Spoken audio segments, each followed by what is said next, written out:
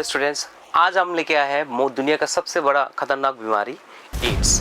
Ads को लेके बहुत सारे लोगों के बहुत सारे ख्यालात हैं। ये कैसे मोड पे जाते हैं, किस तरह से इंसान को करते हैं, पिछले 25 साल में कितने लोगों को मारा है, थोड़ा वो सब हम लोग जानने वाले हैं। ये धीरे धीरे हमारे बॉडी में जब घुसता है तो कैसे वो काम करता है, हाउ द मैकेनिज्म, तो स्टार्ट करते हैं। ये बहुत ही भयानक बीमारी है और ये होता है एक ग्रुप ऑफ वायरस की वजह से, जिसको हम लोग बोलते हैं रेट्रोवायरस। ये रेट्रोवायरस एक्चुअली में करता क्या है, हमारे बॉडी में आते ही तुरंत हमारे सबसे important cell T helper cells यानी कि टी लिम्फोसाइट्स का नंबर, जिसका नंबर नॉर्मली 200 से 900 पर mm³ होना चाहिए, लेकिन उसका नंबर जब भी 200 से कम हो जाता है, we are infected by various kinds of disease, जैसे कि माइकोप्लाज्मा है, बैक्टीरियम है, वायरस है, फंजाई है, प्रोटोजोआन है, अलग अलग बीमारी। मान के चलिए एक ऐसा देश जिसमें कोई भी बाउंड्री नहीं है और ना ही कोई सोल्जर्स है, तो कैसे ये काम करता है, तो आइए जान लेते हैं। तो मैंने बोला ये HIV वायरस की वजह से होता है। HIV की वजह से ये HIV आते ही ये हमारे सेल मेडिएटेड इम्यून सिस्टम है उसको रिडक्शन करते हैं, उसके डिसऑर्डर्स करते हैं। तो टी हेल्पर सेल्स ऐसा कोई सेल है जो वन मैन आर्मी है, जो अकेला फाइट करता है, कोई भी एंटीबॉडीज नहीं बनाते हैं नॉर्मली। तो होता क्या है, HIV आते ही सबसे पहले अटैक करता है मैक्रोफेज को, जिसको फैक्ट्री की तरह यूज करता है। HIV फैक्ट्री बोलते हैं हम लोग, और वहाँ से बहुत सारे वायरस पार्टिकल बनाते हैं और वो उसके अंदर में आते ही बहुत सारे बच्चे पैदा करते हैं, प्रोजेनिस। वो प्रोजेनिस जाके फादर किसी और मैक्रोफेज को इन्फेक्ट करते हैं और वहाँ से बनते बहुत सारे, और इन्हीं में से कोई जाके टी लिम्फोसाइट्स को इन्फेक्ट करते हैं। जब टी लिम्फोसाइट्स को इन्फेक्ट करते हैं, ये भी वहाँ पे भी बच्चे बनाते हैं और साथ में उसका डिस्ट्रक्शन करते हैं। जब इसका डिस्ट्रक्शन करते करते 200 से 300 नीचे आ जाता है, तब होता क्या है, नॉर्मल हमारा जो इम्यून सिस्टम है, जो बॉडी का रेजिस्टेंस है, वो धीरे धीरे कम होने लगते हैं। अब ये भयानक क्यों है? इसका भयानक होने का मेन कारण ये है कि ये वायरस जब भी हमारे बॉडी में घुसता है, हमको पता नहीं चलता है। एक विंडो पीरियड बोल के बात करते हैं, जैसे कि मान के चलिए आज हमारे बॉडी में वो HIV वायरस घुस गया, घुसते ही तुरंत हम लोगों को अगर वो सिम्टम्स नहीं दिखाते हैं, तो सिम्टम जब तक आता है उसको हम लोग बोलते हैं इंक्यूबेशन पीरियड। लेकिन इसका इंक्यूबेशन पीरियड नहीं, मैं बात कर रहा हूँ विंडो पीरियड की। विंडो पीरियड होता क्या है, आज वो HIV वायरस बॉडी में घुस गया और आपको तरह तरह की बीमारी हो रही है, आप डॉक्टर के पास जा रहे हैं, टेस्ट वगैरह कर रहे हैं, लेकिन टेस्ट से वो पता नहीं चल रहा है एग्जैक्टली बीमारी क्या है। इस बीच में आपको बॉल्स ऑफ फीवर होने वाला है, रिपीटेड एपिसोड्स ऑफ डायरिया होने वाला है, प्रोलॉन्ग कफ होने वाला है, और आप सूखते हुए जा रहे हो। अलग अलग डॉक्टर्स आपको अलग अलग बीमारी बता रहे हैं, लेकिन होगा क्या, जब तक ये लेबोरेटरी डिटेक्ट नहीं होता है तब तक आपका कंफर्म नहीं होता है। इसके लिए 2 टेस्ट हम लोग करके रखे हैं। एक होता है स्क्रीनिंग टेस्ट, जिसको हम लोग बोलते हैं एलाइजा, और एक होता है कंफर्मेटरी टेस्ट, जिसको हम लोग बोलते हैं वेस्टर्न ब्लॉट, राइट।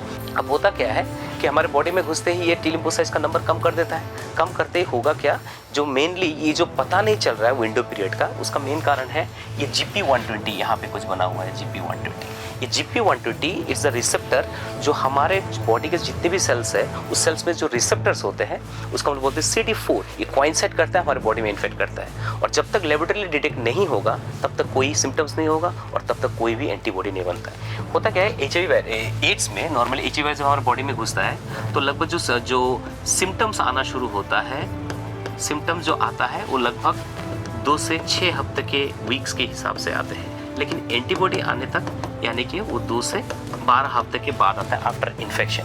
लेकिन हमारे एनसेट में दिया हुआ है ये यूजुअली ए फ्यू मंथ से बहुत सालों तक होता है, यूजुअली 5 to 10 ईयर्स। तो ये जो विंडो पीरियड है, इससे हम लोग का खतरा है।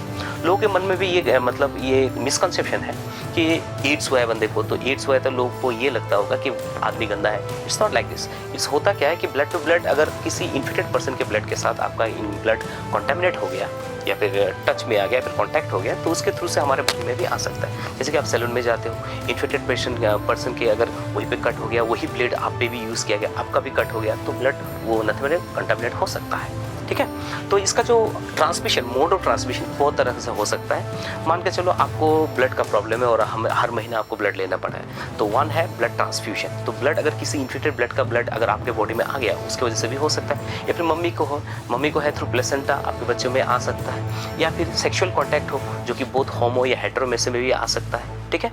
या फिर कोई टिश्यू ट्रांसप्लांटेशन कर रहे हो, उसकी वजह से हो सकता है। या फिर जो ड्रग्स एडिक्ट्स लोग हैं जो एक ही सीरीज यूज़ करते हैं, उन ड्रग एडिक्ट्स में से अगर किसी को भी एड्स है तो वही सीरीज अगर यूज़ कर रहे हैं तो उनके बॉडी में भी ट्रांसमिट हो सकता है। तो ट्रांसमिशन होने का बहुत कारण है, लेकिन हमारे सोसाइटी को ये अवेयरनेस फैलाना बहुत ज़रूरी है। तो एड्स का कोई भी नथिंग बट आपका कोई ट्रीटमेंट है नहीं, बस इसका हम लोग प्रिकॉशन ले सकते हैं। कैसे प्रिकॉशन ले सकते हैं? By using some anti retroviral drugs use कर सकते हैं, जैसे कि ज़िडोविडाइन है, ज़िथोथाइमिडाइन है, DDI है, DDC है, स्टिबुडाइन है। ये सब यूज़ करने पर आपका जो रेट्रोवायरस है, जो आपका HIV वायरस है, उसका जो ट्रांसलेशन करने का जो प्रोसेस है, उसको स्लो डाउन करेगा, लेकिन पेशेंट को नहीं बचा सकता है। सो इतना ही भयानक बीमारी है। So thank you.